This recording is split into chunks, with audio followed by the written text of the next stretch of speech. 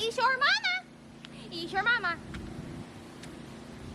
Now we can leave this city. Let's drive to the open air. Yeah, the countryside is so pretty, with the wind blowing in your hair. We can look back someday. Baby, don't you understand that we only get one life? I wanna make it count, honey. Come on now and take my hand.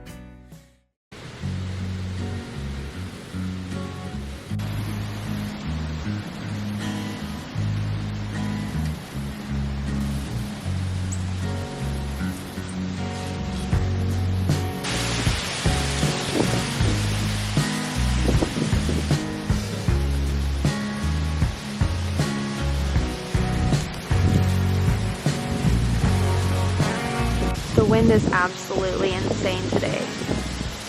Soon there's going to be no more leaves left on the trees.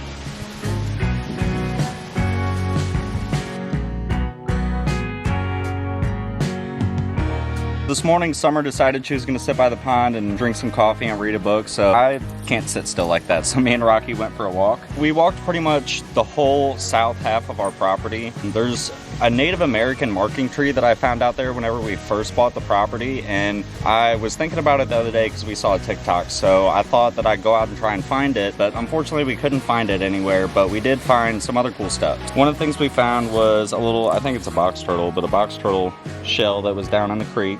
Then we also found this bone in the creek. I'm not exactly 100% sure what it is, but I think it's a rib bone from, I don't know, a smaller animal of some sort. And then we also found these really cool purple rocks. Not exactly sure what they are. I tried to look it up, but everything I looked up I don't think is what this is, but it's really fragile. Like, I can pretty much break it apart in my hand into smaller pieces, and it's all purple all the way through. So if you know what it is, drop it in the comments, but we're definitely curious. And then I also found these really cool trees that grew together. It was like two separate trees next to each other, but one of them twisted and ended up growing together in like two patches, but then they still grew separately from each other. So I thought that was pretty cool. And then, like I said, we found a Native American marking tree whenever we first bought the property, and I couldn't find it again today, but we did find this other tree that looks somewhat similar. I'm not sure if that's what this one actually is, so let me know what you think. And then here's a cute clip of Rocky acting like a guard dog trying to protect me. You watching my back? I know this is very strange, but we are going to leaf blow our very dry creek. I'll explain. Quick little top off.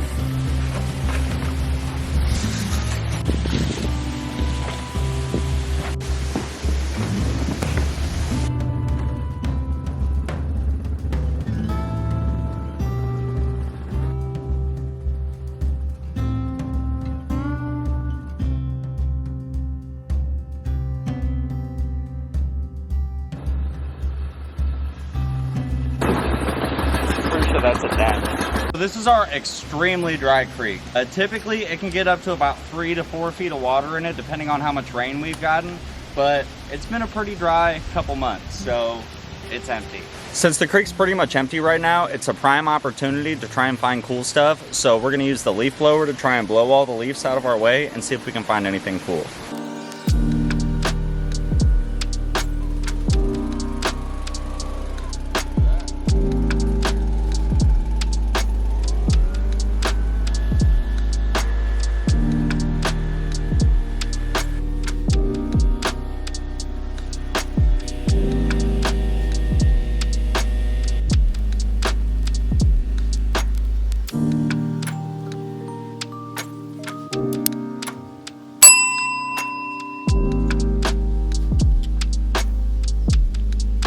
So this is something pretty cool. The tree grew around this rock, like all the roots kind of consumed around the rock. And then as the creek eroded away and the tree died, all the ground below the rock disappeared, but the roots from the tree are still holding the rock.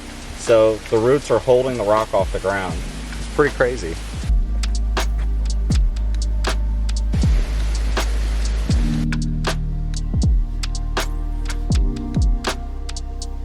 Something else else really cool that Cody found is this rock right here. Goes through here, straight clear on the other side. So the water just eroded a little tunnel through the rock over the years.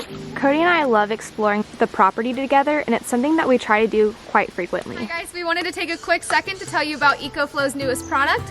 The River 2. And thank you EcoFlow for sponsoring today's video. The EcoFlow Delta 2 is a portable power station with a 256 watt-hour capacity and over 3,000 life cycles. With a Life PO4 battery, it lasts 6 times longer compared to the industry's average of about 500 life cycles. With its advanced BMS protection, it's able to monitor voltage, current, and battery temperature to ensure everything stays working as it should. And with EcoFlow's revolutionary extreme charging technology, the River 2 can go from 0 to 80% in 48 minutes and 0 to 100% in just 60 minutes. That's 5 times faster than other power stations on the market. This allows you to always be prepared for your family whenever there's a power outage. You can also turn your River 2 into a solar generator by utilizing clean energy from the sun with up to 220 watts of input and have it fully charged in as little as 3 hours with the EcoFlow solar panels. EcoFlow's first in industry smart app control allows you to have convenient connection and remote control with your smartphone. You can easily check your charging data, customize settings, download firmware updates, and adjust the charging speed. And it can even be used as an uninterrupted power supply in case of a sudden blackout, so you can ensure you'll always have constant power supply for your family. Plus, all of these awesome features are jam-packed, meaning it weighs less than 8 pounds. Hi guys, we're back in the house now, and I just wanted to go over some real-life examples on how we use our EcoFlow products, because a lot of people think that portable power stations are just for camping and outdoor goers and traveling and things of that nature, when in reality, we use ours every single day in our off-grid home. Living off-grid and primarily living off our solar power, we are super big about conserving our power. When we bought our fridge, it was not the most efficient fridge on the market, and I really didn't do a whole ton of research on it, which I'm now regretting. Our EcoFlow Delta Mini has been tried and true since the very beginning. We plug our fridge into our EcoFlow Delta Mini, good to go all night, doesn't pull any power on our batteries, and we know that we aren't going to have any issues throughout the night. And so this guy has basically become stationary in our kitchen, and we use it for all sorts of things. Especially on rainy, cloudy days like today, I don't want to pull a whole ton of extra power on my batteries, so if I use anything big, I'm going to plug it into this guy. Now the River 2 has been absolutely life-saving, especially for me, because I'm constantly working on my phone, on my computer. That's what my job is to constantly be on my computer, so it's always dying. So if I'm working on something on my computer and my laptop's going to die, and let's say I were to plug it into my house and for some reason our power goes out, I run the risk of my laptop frying. I run the risk of any device that's plugged in frying. And while we do have things like surge protectors and things like that to prevent it and to kind of help, having a portable power station of this size is perfect for me. I will sit down, plug my laptop into it, and I feel a lot better knowing that nothing is going to get corrupted, nothing's going to fry, and I'm gonna be good to go. This is now what also sits on Cody's nightstand every single night. He'll actually plug in his phone, the speaker, whatever else he needs to charge that night. That way he isn't plugging his phone into the wall and running the risk of, if for some reason the power goes out, it potentially frying. We say that like it's a common thing that happens, and it isn't. Nothing's ever fried. But at the same time, we would rather be safe than sorry, and portable power stations are so essential to that living off-grid.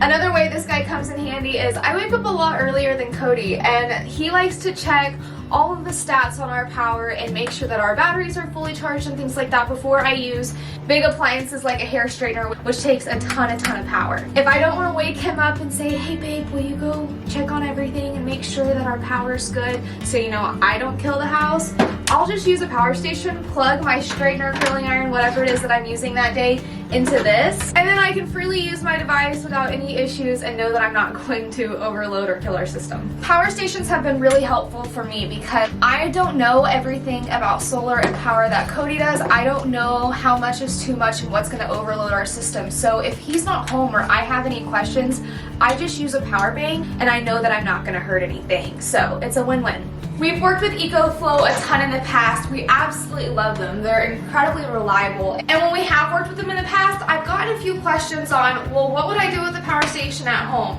I don't camp a whole lot, I don't really travel or do those outdoorsy type things, so how would a power station work in my own home? And so I just figured these few examples would really help just kind of show how versatile these things can be.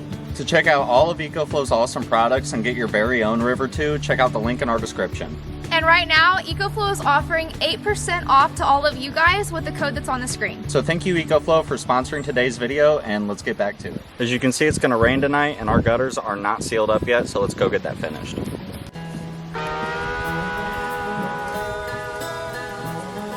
So since we have a container house, a lot of people have asked us, what do we do about gutters? What are we gonna do about our roof? Our roof is an entire story. We're probably gonna do a pitch roof, which we've talked about in the past, and we've toyed around with a few ideas. But in terms of our gutters, they have to be put on a certain way. We got them all fitted and installed on the house, but now we need to seal them to the house. With your traditional roof, the roof will extend past the building. That way the water can just drip straight into the gutters. Since shipping containers are tubing and then a wall underneath it, there is no place to have that overhang for water to be able to drip. We also don't want to be drilling a ton of holes and putting a ton of screws throughout the tubing, because then in the long run that's just going to leave more places for rust to be able to accumulate, water intrusion and things like that. We've used self-tapping screws to attach the gutters to the house, but we don't want to be putting holes all over the place and putting a ton of holes in the building. I'm using tape to basically hold that seam tight in certain intervals, and then we're going to use caulk and go along the seam and let that dry. Then we'll remove the tape and do the little places right there. So the tape's not permanent, it's just to keep the gutter tight against the house until the silicone is able to completely cure. I know we said it's going to rain in a little bit, but don't worry, we got a special kind of caulk that dries super quick. It's rain ready within an hour, and it's really, really durable, so it's able to keep that pressure of holding the gutter clean against the house. Then having that caulking between the gutter and the house creates a seamless surface for the water to be able to roll straight off the roof and right into the gutter. He's completed this much and has all this to go. And if you're worried about it not working, this is the exact same way we had it installed before and we never had any issues, so I think we should be good. And when he says before, he means before we painted. That's why he had to scrape off all of the caulking prior. So we know that it's a seamless method and that it's going to work. Yeah, and it was a pain to scrape off. That stuff took forever. It's super, super tough. For sure.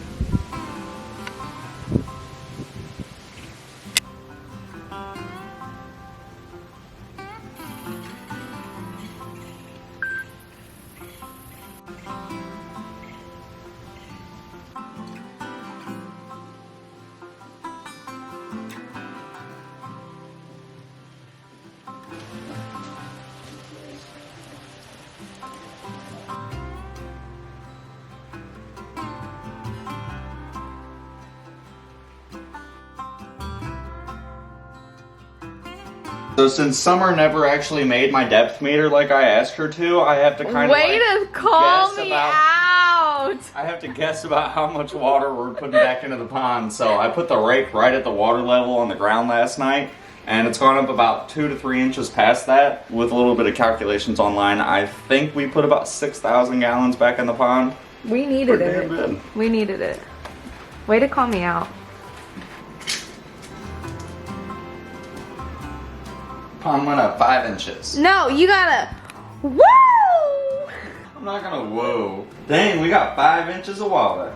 I didn't have a tape measure when I was outside, so I just stuck my hand in the pond and measured where I put in the rake at. And yeah, it went up to right there, so got about 5 inches of water. This weather is kind of putting a wrench in our plans.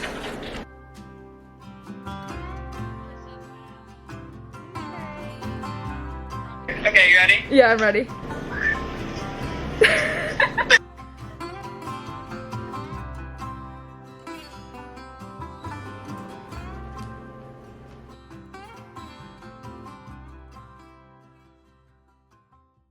When we wake,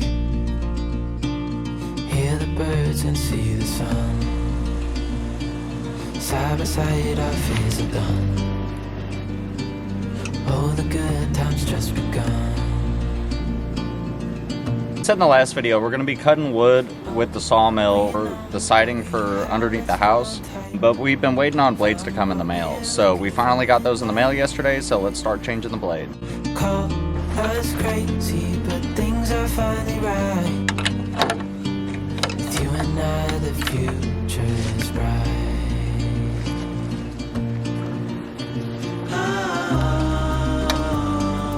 You and I, we got it.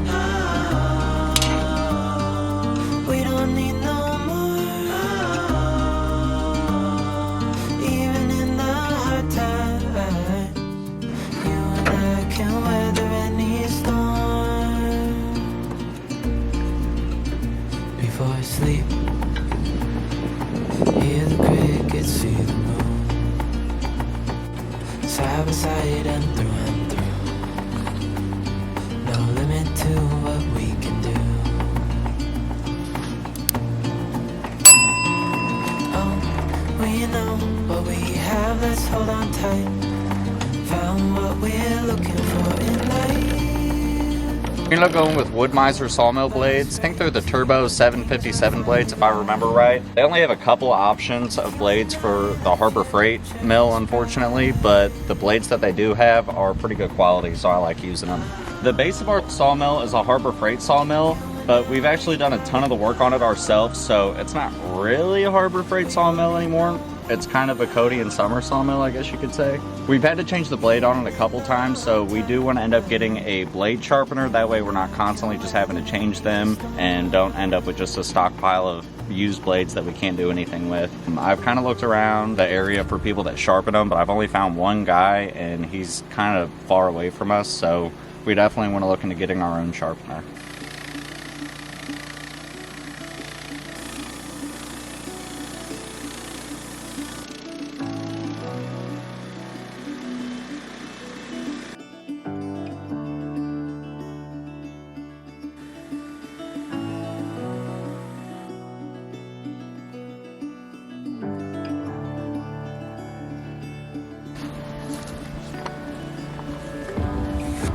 The log that Cody currently had on the mill that he's sawing up right now was actually intended for our stairs for the back door because we have no stairs out there. It's just a plank and it's kind of sketch. So we wanted to get some stairs that just match the front while we're waiting to build a deck. That is what was currently on the mill, and once we get this one off, we'll be able to start milling for the siding. If y'all didn't notice, we were gone for quite a few days. I think it's been an entire week from the time that you're seeing this since we posted, and that's not really like us. We typically post, I want to say like 2 to 3 times a week, 2 at very least. So we took a few days off, the weather was nice, we were super selfish with it and just relaxed, and now we're ready to get back to work. Honestly, we were just waiting for those sawmill blades to come in because we really were at a standstill because you can't really mill wood with a dull blade, so. But the new blades cut nice. I got some nice 2x12s cut, so I'm definitely happy about it. Yeah, we're really excited about that. In the next video, assuming the weather cooperates and we shouldn't have any more issues, then we will be cutting the siding, and I'm super excited about that. It's going to look so good. So yeah, I figure let's answer a couple questions. Heather says, hey guys, are you worried about radon? Do you have a radon sensor? Will you be getting a dehumidifier? I recommend watching Crawl Space Ninja. I don't have a radon sensor. We're not really super worried about it, but we'll be putting plastic down over the dirt whenever we enclose the crawl space and insulate it and all that. So that'll pretty much stop the majority of any radon that could make it through. And then after it's all enclosed, we'll probably get a radon sensor to throw in there just so we can keep an eye on the levels and see if there is any at all. So no, we're not really worried about it right now, but we'll make sure we take the steps whenever we do enclose the crawl space. And we'll definitely check out Crawl Space Ninja too, because we're always looking at, you know, new ideas and new perspectives and things like that. So thank you for that. Yeah, and we do have a dehumidifier. Yes. And then that kind of also answers Karen's question, which is, ducks like their new big pool, LOL. They're not staying in the pond 24/7. We just let them in there a few times, just so y'all know. They still are much living in their house. I don't really want to put them in the big pond, like, as a permanent solution. We just let them have fun for a little bit. Yeah, very supervised. But she also says, what moisture barrier are you laying down? So that kind of answers that question as well, is he's going to be putting a layer of plastic on the ground. If she's talking about the crawl space, then yeah. I'm pretty sure, because I mean, it's been a while since we insulated the container house. If you're talking about the container house, we did spray foam. If you're talking about the crawl space, just like the radon question, we're going to be putting a layer of plastic down. Scott says, are you going to install a tornado shelter? We are also in Missouri, South Central, and building our houses as well and trying to decide ourselves which shelter to go with. We didn't really plan on building one per se. The house is built pretty strong and the foundation is really deep and the containers are welded to the foundation. Really don't think the house is going anywhere. I mean, we probably will build some sort of like bunker per se. I mean, that's just kind of totally up our alley and up our gig. So we've talked about even building like a cave. I don't know. There's tons of ideas out there.